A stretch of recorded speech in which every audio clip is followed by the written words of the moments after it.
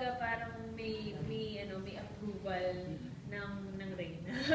Yun yung, alam ko, na-tweet ko yun sa, na parang thank you, mahal na Reyna. Kasi, syempre, di ba, bilang paggalang. At, hindi ko alam, kasi, nakasama ko naman si Ate Shine before sa Magpakailanman. Sa Japan pa.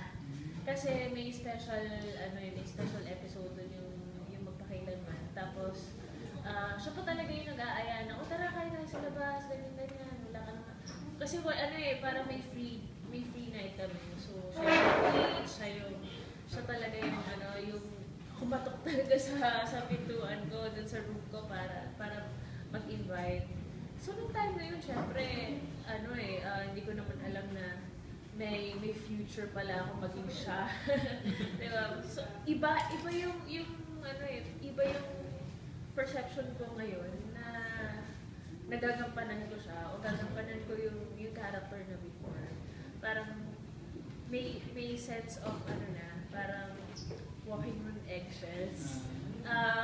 Gusto ko magtanong sa character, pero I think kailangan ko munang yung maging at peace. At saka alam ko naman for sure na magkakausap kami kasi part naman din siya ng cast.